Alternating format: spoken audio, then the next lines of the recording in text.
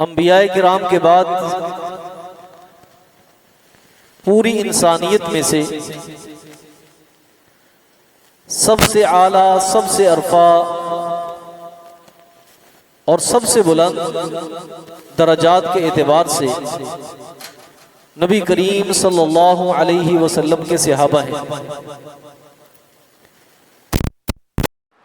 अंबिया के बाद सबसे अफजल तरीन जो टर्म है, जो इस्तिलाह है, वो सहाबी की है।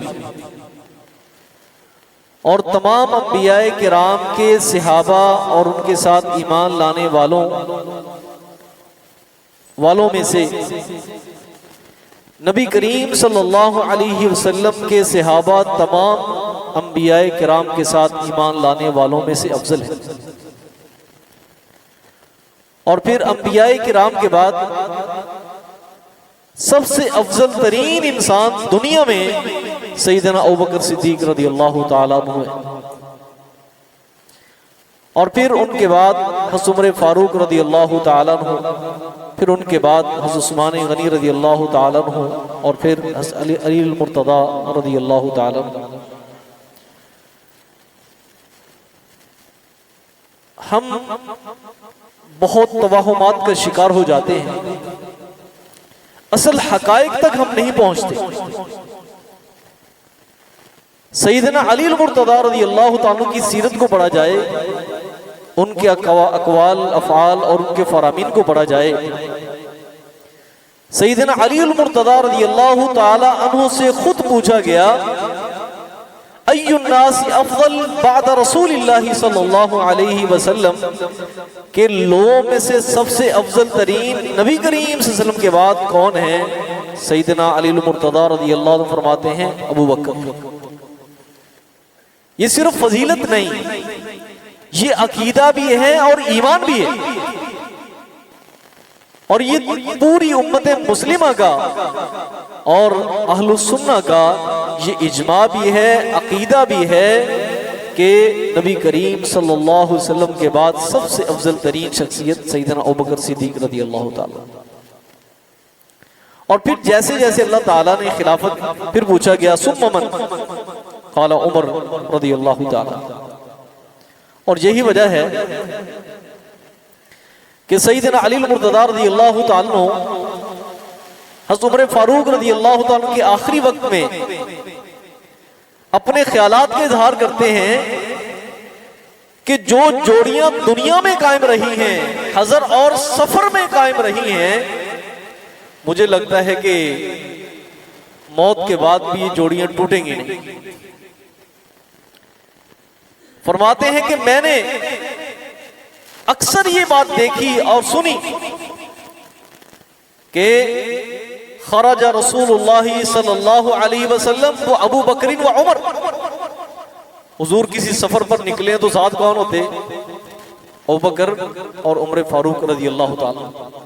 दखल रसूलुल्लाह सल्लल्लाहु अलैहि वसल्लम व मअहु अबू बकर व उमर, रसूल अक़दस सल्लम कहीं से तशरीफ लाए हैं तो आपके साथ कौन होते थे? अबू बकर होते थे और उमर फारूक रज़ियल्लाहु ताला। साफर रसूल सल्लल्लाहु अलैहि वसल्लम व मअहु अबू बकर व उमर। तो यानी इनका इशारा ये था अली मुर्तज़ा रज़ियल्लाहु ताला अन्हु का कि अल्लाह ताला जैसे दुनिया में अल्लाह ताला ने इनको ये सोबत नसीब फरमाई है, मरने के बाद भी सोबत नसीब होगी। और ऐसे ही हुआ कि सईदा आयशा रज़ियल्लाहु ताला अन्हा के हुजरे के अंदर अल्लाह ताला ने उनको नबी करीम सल्लल्लाहु अलैहि वसल्लम के एक पहलू में जगह अता फरमाई। तो फिर पूछा गया सुम्मा अय्युन, हज़रत उमर फारूक रज़ियल्लाहु ताला अन्हु के बाद कौन अफजल है? और सवाल करने वाले ने ये बात कह दी, सुम्मा अंता, फिर आप हैं। अल्लाहु अकबर। हज़रात गिरामी, हज़रत अली मुर्तज़ा रज़ियल्लाहु ताला अन्हु की आइज़ी इनकिसारी देखें, उनका अकीदा देखें, उनका ईमान देखें। कहने लगे मा अना इल्ला रजुलुम मिन मुस्लिमीन, मैं तो मुसलमानों का एक फर्द हूँ, एक शख्स हूँ मुसलमानों का। मतलब ये था कि साइल का सवाल करने वाला कि फिर ये खुद अपना नाम ले लेंगे, तीसरे नंबर पे मेरी फजीलत बनती। अल्लाह अकबर। तो हज़रात गिरामी, वो अफराद जिनको आज तक तारीख कभी ना भुला सकी है ना कभी भुला सकेगी, जो क़यामत तक के लिए शख्सियात अमर हो चुकी हैं, उनमें से खुलफाए राशिदीन, सहाबा किराम रिज़वानुल्लाहि अलैहिम अजमाइन, एक एक सहाबा किराम, एक एक सहाबी, और फिर खुलफाए राशिदीन। कोई शख्स, कोई बच्चा भी मुसलमानों का ऐसा नहीं होगा जो मुसलमानों के इन जो ना वो खैर खाहों से जो आशना ना हो, जो इनको जानता ना हो, जो इनकी तारीख ना जानता हो, जो उनके फ़ज़ाइल मनाकिब ना जानता हो। ये मुसलमानों की तारीख है जो नस्ल दर नस्ल आगे जो ना वो ट्रांसफ़र हो रही है, कि हर एक वालिदैन अपने बच्चों को बताते हैं अफजल तरीन जो इंसान है अंबिया किराम के बाद, वो नबी इस्लाम के सहाबा है। हज़रात गिरामी, सैयदना अबू बकर सिद्दीक़ रज़ियल्लाहु तआला का जो दौर खिलाफत था ना, जो रसूलुल्लाह सल्लल्लाहु अलैहि वसल्लम के जाने के बाद जिन फितरों ने सर उठाया था, उन फितरों की सरकोबी में हजरत अबू बकर सिद्दीक़ रज़ियल्लाहु तआला अन्हु का दौर गुजर जाता है कि हुजूर की वफात के बाद लोगों ने ज़कात देने से इनकार कर दिया।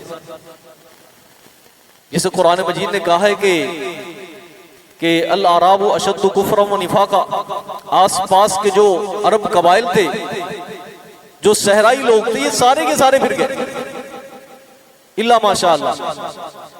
और इन्होंने इस्लाम की शान व शौकत को देखा, नबी अलैहिस्सलाम की कुव्वत को देखा जो अल्लाह ने आपको अता फरमाई थी कि सारी दुनिया मुसलमान हो गई है, सारे के सारे कबाइल मुसलमान हो चुके हैं। नबी अलैहिस्सलाम ने बाहर भी जनाब उस वक्त की जो अपने आप को सुपर ताकत समझने वाली थी, रूम की ताकत, जंगे तुबूक के लिए हुजूर उनके खिलाफ निकल चुके हैं। तो हमें तो छोड़ा नहीं जाएगा जब तक हम ईमान नहीं लाएंगे। तो ये लोग ईमान तो ले आए थे और इनकी कैफियत ऐसी थी जैसे एक मस्त भैंसा हो, उसको जैसे जकड़ा जाता है ना, नबी अलैहिस्सलाम के रोब दबदबे ने इनको ऐसे जकड़ दिया था। लेकिन जैसे ही हुजूर की वफात हुई, हुजूर का विसाल मुबारक हुआ, तो ये लोग जो ना वो इन्होंने ज़कात देने से इनकार कर दिया। कुछ कबाइल मुर्तद हो गए और कई झूठे दावत के नबूवत के दावेदार पैदा हो गए। तो इन तमाम जो शर्फ पसंद अनासिर थे, इनके खिलाफ सैयदना अबू बकर सिद्दीक़ रज़ियल्लाहु ताला अन्हु ने ऐसा मौक़िफ़ अपनाया जिसमें जरा बराबर भी लचक ना थी। फरमाने लगे कि जो नबी करीम सल्लल्लाहु अलैहि वसल्लम के ज़माने में ज़कात के अंदर एक बकरी देता था ना, और बकरी के साथ उसकी रस्सी भी देता था, अगर उस रस्सी को भी रोक लेगा मैं उसके खिलाफ भी जिहाद करूंगा। अल्लाहु अकबर। और फिर जो नबी करीम सल्लल्लाहु अलैहि वसल्लम ने काम किए थे, आप जो फैसले फरमा कर गए थे अपनी जिंदगी में, और उनके ऊपर तामील और अमल दरामद अभी तक बाकी था, उसमें जरा बराबर भी पसो पेश नहीं की और फौरन जो उन कामों को जारी कर दिया। भले उसके खतरात जाहिरी तौर पर उस वक्त बहुत ज्यादा थे। सैयदना उसामा बिन ज़ैद रज़ियल्लाहु अन्हु के लश्कर को नबी अलैहिस्सलाम ने अपनी आखिरी उम्र में रवाना किया था, और फिर जो ना वो एक मकाम जुर्फ पर जब ये लश्कर पहुंचा था, तो नबी अलैहिस्सलाम की वफात की खबर पहुंची, तो ये लश्कर वहां से वापस आ गया। तो खिलाफत संभालने के बाद सबसे पहला जो काम किया हजरत अबू बकर सिद्दीक़ रज़ियल्लाहु ताला अन्हु ने, इन हालात के अंदर के लोग मुर्तद भी हो चुके थे, लोगों ने ज़कात देने से इनकार भी कर दिया था, झूठे नबूवत के दावेदार भी पैदा हो चुके थे। तो फरमाया कि उस काम को मैं नहीं रोक सकता जो नबी करीम सल्लल्लाहु अलैहि वसल्लम अपनी जनाबो जिंदगी में जो काम जारी फरमा गए थे, जिसका फैसला आपने फरमा लिया था।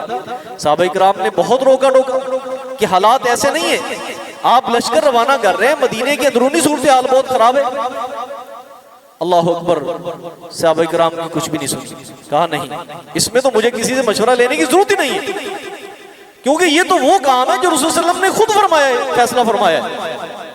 फिर सहाबा किराम कहने लगे कि आप किसी मंजे हुए किसी जनाब बड़े जनाब सहाबी को कमांडर बनाकर भेजें। 25 साल नौजवान उसामा बिन ज़ैद जनाब शायद जनाब वो इस मकाम के लिए मुनासिब ना रहे। फरमान लगे कैसी बातें करते, जिस कमांडर का इंतखाब रसूल सल्लल्लाहु अलैहि वसल्लम ने खुद किया है, अबू बकर कैसे उसको वापस कर सकते।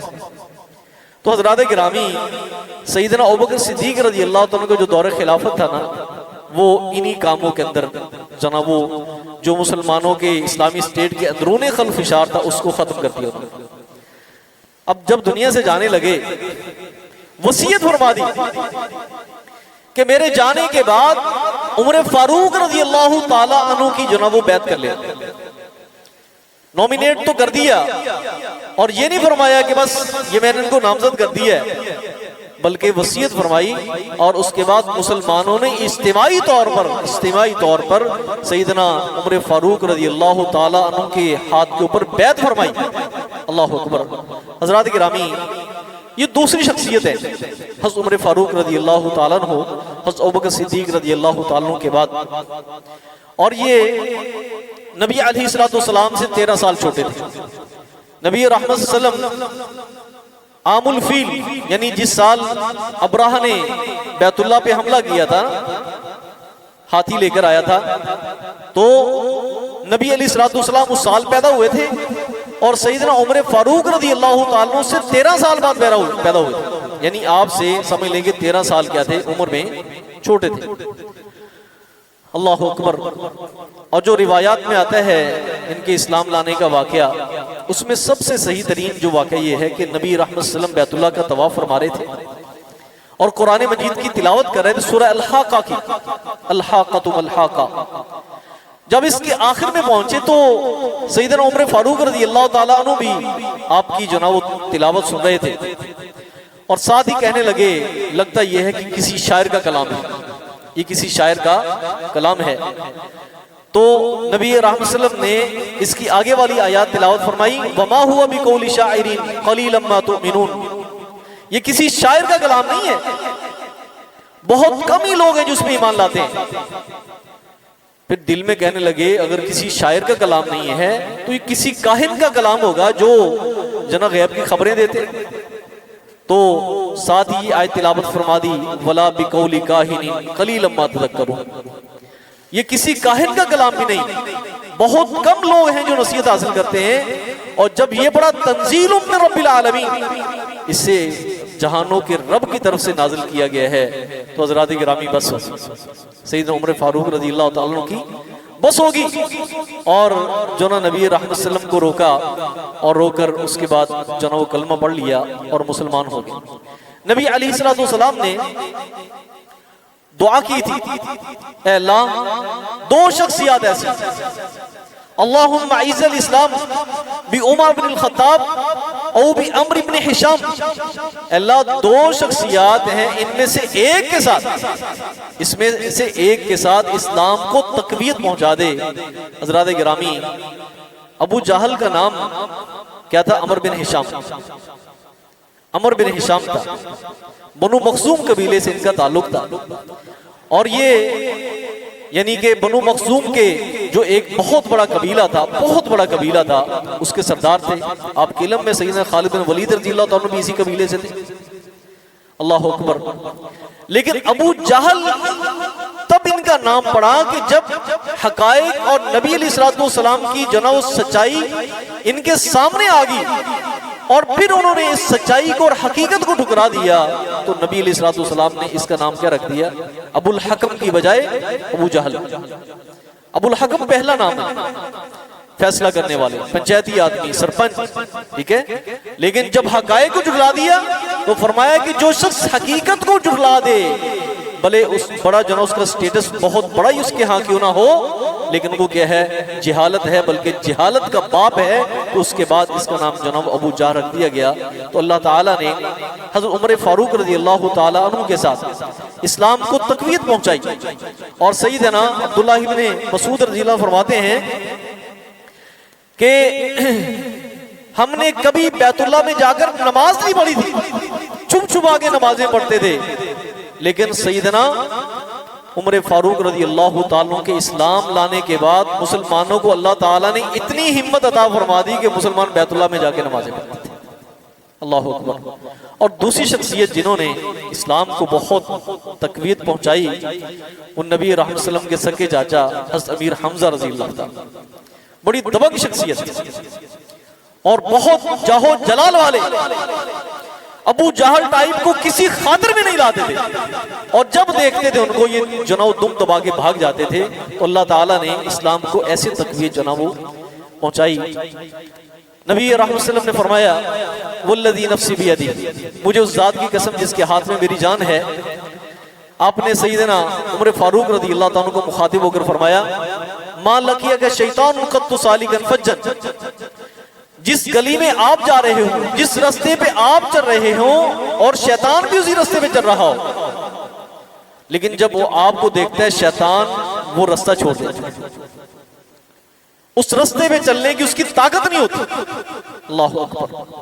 और फिर अल्लाह ताला ने कितना खूबसूरत इंतखाब किया है कि खुलफाए राशिदीन, चारों खुलफाए अरबा का नबी अलैहिस्सलाम के साथ जो ना वो ससुराली रिश्ता है कि सैयदना अबू बकर सिद्दीक रज़ी अल्लाह ताला भी क्या थे, नबी अलैहिस्सलाम के क्या थे, ससुर थे। सैयदा आयशा रज़ी अल्लाह ताला अन्हा आपके अक़द में थी। हज़रत उमर फारूक रज़ी अल्लाह ताला भी नबी अलैहिस्सलाम के क्या थे, ससुर थे। सैयदना उस्मान गनी रज़ी अल्लाह ताला नबी अलैहिस्सलाम के दोहरे दामाद थे। सैयदना अली मुर्तज़ा रज़ियल्लाहु ताला अन्हु, उनके घर में नबी अलैहिस्सलाम के दिल का टुकड़ा सैयदना फातिमा ज़हरा रज़ियल्लाहु ताला अन्हा, यानी आइम्मा अरबा को और खुलफाए अरबा को अल्लाह ताला ने बड़ी खास फजीलत दी, बड़ी खास फजीलत दी। और आपने इंशाअल्लाह आइंदा जुमात में आप सुनेंगे बाकी खुलफाए अरबा के फजाइल और मनाकिब जो। अल्लाह अकबर। और दूसरे नंबर पर जो नबी अलैहिस्सलाम ने सबसे पहले खुशखबरी सुनाई जन्नत की, सैयदना अबू बकर सिद्दीक रज़ियल्लाहु ताला अन्हु। और दूसरे नंबर पर नबी अलैहिस्सलाम ने फरमाया, अबू मूसा, जो भी दरवाजा खटखटाए ना मेरे घर का, उसको सबसे पहले जन्नत की खुशखबरी देनी। तो सबसे पहले किसने खटखटाया? सैयदना अबू बकर सिद्दीक रज़ियल्लाहु ताला। दूसरे नंबर पे हज़रत उमर फारूक रज़ियल्लाहु ताला, यानी अशरा मुबशरा में से दूसरे नंबर पर है।